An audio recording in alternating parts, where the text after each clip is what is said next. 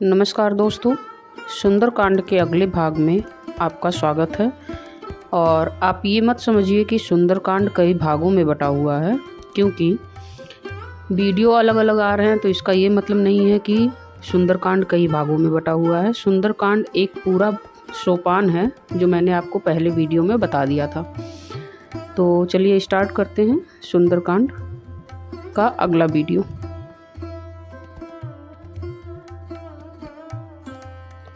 सुनहु पवन सुत रहनि हमारी, जिमि दस ननहि महु जीभ बिचारी। तात कबहु मोहि जानि अनाथा, करिहहि कृपा भानुकुलनाथा। अर्थात विभीषण जी ने कहा, हे पवन पुत्र, मेरी रहनी सुनो। मैं यहाँ वैसे ही रहता हूँ जैसे दांतों के बीच में बेचारी जीभ। हे तात, मुझे अनाथ जानकर सूर्य कुल के नाथ श्री रामचंद्र जी क्या कभी मुझ पर कृपा करेंगे? तामस तनु कछु साधन नाही, प्रीति न पद सरोज मन माही। अब मोहि भा भरोस हनुमंता, बिनु हरि कृपा मिलहि नहीं संता।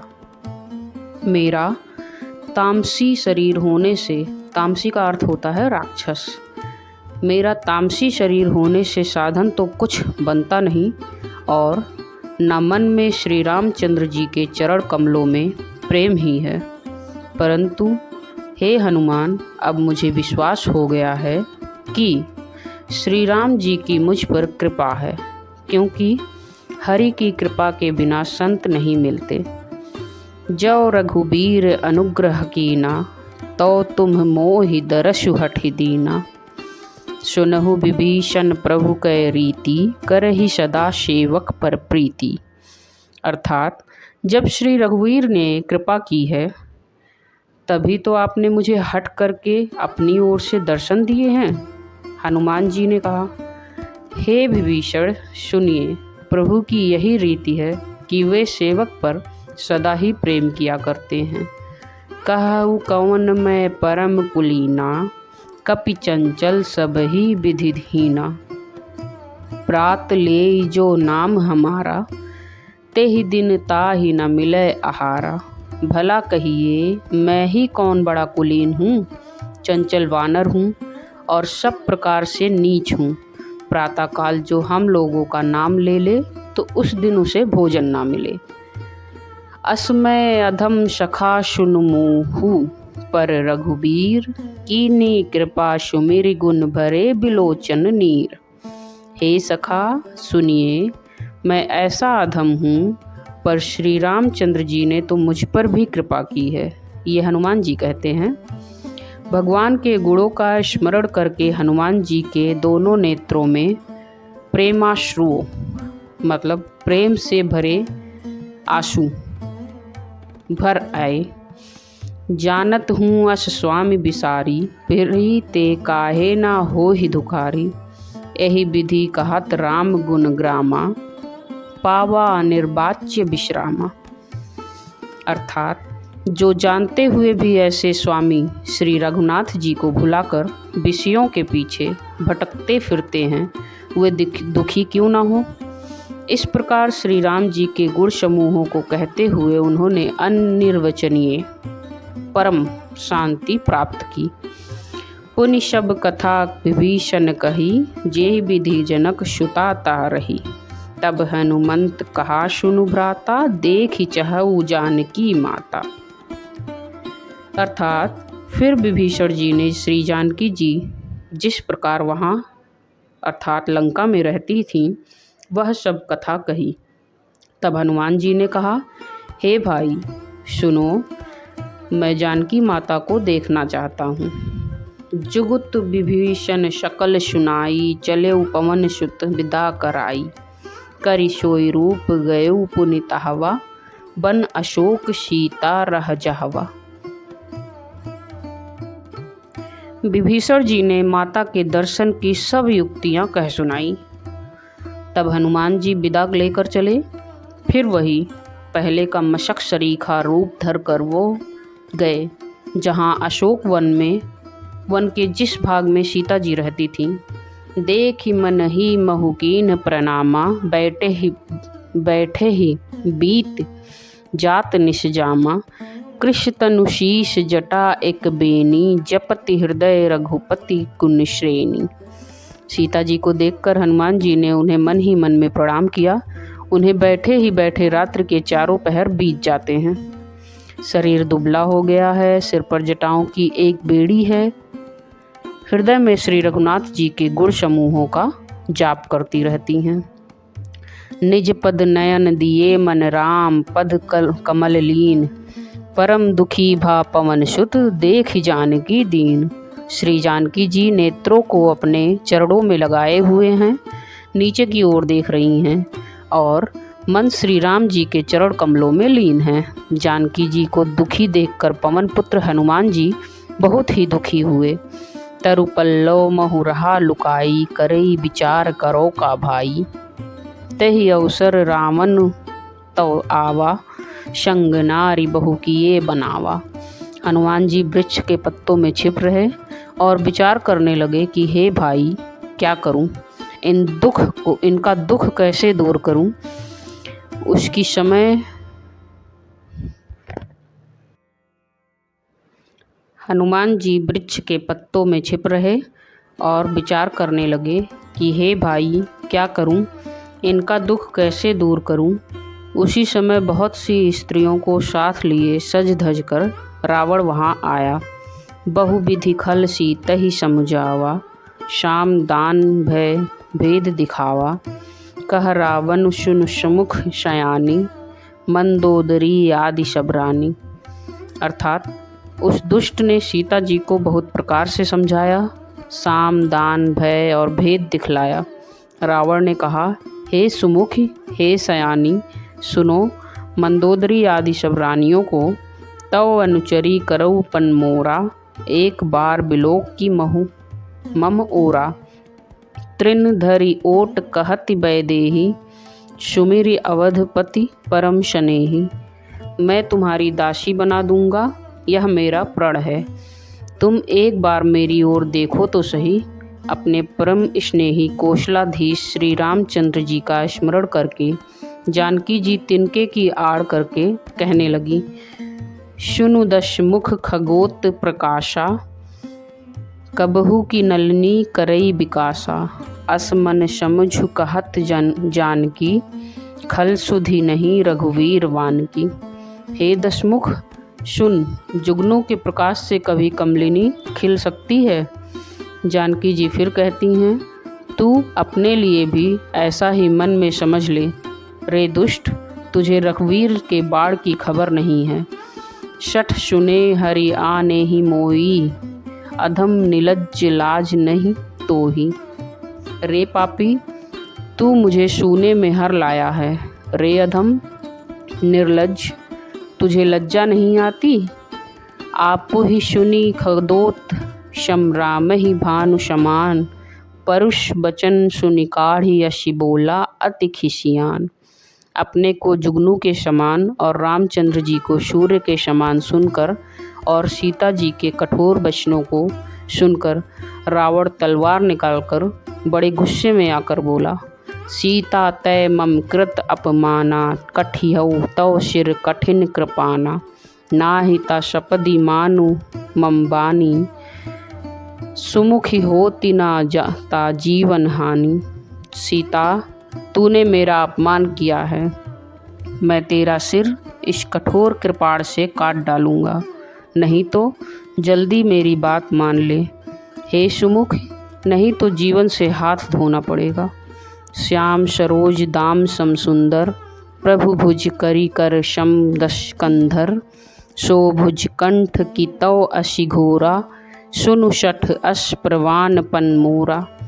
सीता जी ने कहा, हे दशग्रीव, प्रभु की भुजा जो श्याम कमल की माला के समान सुंदर और हाथी की सूंड के समान पुष्ट तथा विशाल है, या तो वह भुजा ही मेरे कंठ में पड़ेगी या तेरी भयानक तलवार ही।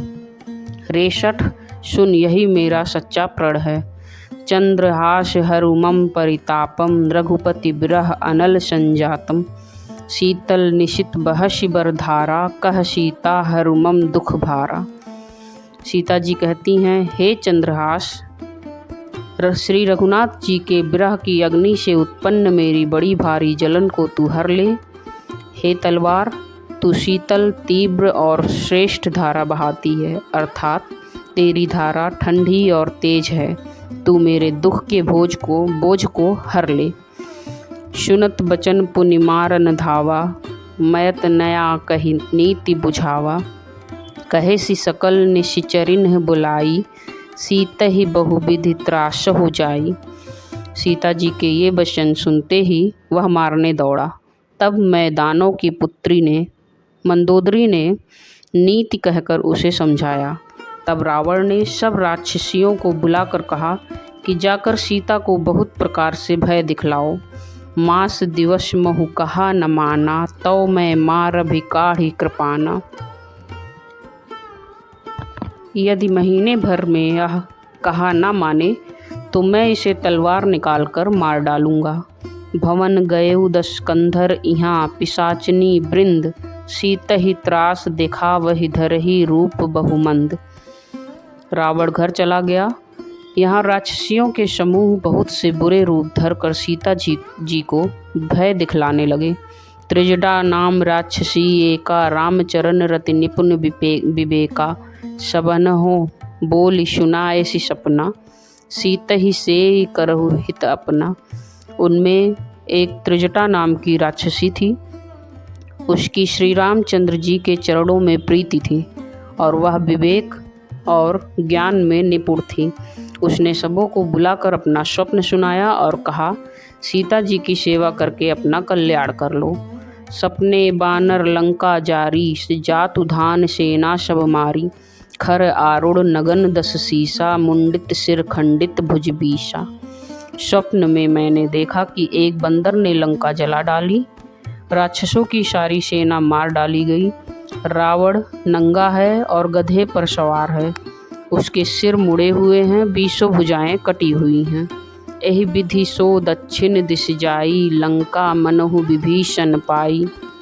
नगर फिरी रघुवीर दुहाई, तब प्रभु सीता बोली पठाई। इस प्रकार से वह दक्षिण दिशा को जा रहा है और मानो लंका विभीषण ने पाई है। नगर में श्री रामचंद्र की दुहाई फिर गई। तब प्रभु ने सीता जी को बुला भेजा है। यह सपना मैं कहूँ पुकारी, हो है सत्य गए दिनचारी। तासु बचन सुनिते सब डरी, जनक सुता के चरण ही परी। मैं पुकार कर निश्चय के साथ कहती हूँ कि यह स्वप्न 4 दिनों में ही सत्य होकर रहेगा। उसके वचन सुनकर वे सब राक्षसियाँ डर गईं और जानकी जी के चरणों में गिर पड़ी। जह तह गई सकल तब सीता, कर मन सोच, मास दिवस बीते मोहि मारहि निश्चर पोच। इसके बाद वे सब जहाँ तहाँ चली गईं। सीता जी मन में सोच करने लगी कि 1 महीना बीत जाने पर नीच रावण मुझे मारेगा। त्रिजटासन बोली कर जोरी, मातु विपति संगनई तय मोरी। तजौ देह करु बेगी उपाई, दुसह बिरहु अब नहीं सही जाई। सीता जी हाथ जोड़कर त्रिजटा से बोली, हे माता, तू मेरी विपत्ति की संगनी है। जल्दी कोई ऐसा उपाय कर जिससे मैं शरीर छोड़ सकूं।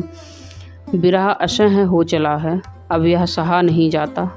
आनि काठ रचुचिता बनाई, मातु अनल पुनि देहि लगाई। सत्य करहि मम प्रीति सयानी, सुनय को श्रवण शूल संबानी। काठ लाकर चिता बनाकर सजा दे हे माता, फिर उसमें आग लगा दे हे सयानी। तू मेरी प्रीति को सत्य कर दे। रावण की सूल के समान दुख देने वाली वाणी कानों से कौन सुने। सुनत बचन पद गही समुझाए सी, प्रभु प्रताप बल सुजस सुनाए सी। निशि न अनल मिल सुन सुकुमारी, अस कही सो निज भवन सिधारी। सीता जी के वचन सुनकर त्रिजटा ने चरण पकड़कर उन्हें समझाया और प्रभु का प्रताप, बल और सुयश सुनाया। उसने कहा, हे सुकुमारी सुनो, रात्रि के समय आग नहीं मिलेगी। ऐसा कहकर वह अपने घर चली गई। कह सीता विधिभा प्रतिकूला, मिलही न पावक मिटही न सूला। देखियत प्रगट गगन अंगारा, अवनि न आवत एकौ तारा। सीता जी मन ही मन कहने लगी, क्या करूं विधाता ही विपरीत हो गया। न आग मिलेगी न पीड़ा मिटेगी। आकाश में अंगारे प्रकट दिखाई दे रहे हैं, पर पृथ्वी पर एक भी तारा नहीं आता। पावक मैं सशिश्रवत न आगी, मानहु मोहि जानि हतभागी। सुनहि विनय मम बिटप अशोका, सत्य नाम करु हरु मम शोका। चंद्रमा अग्निमय है, किंतु वह भी मानो मुझे हतभाग्नि जानकर आग नहीं बरसाता। हे अशोक वृक्ष, मेरी विनती सुनो, मेरा शोक हर ले और अपना नाम सत्य कर।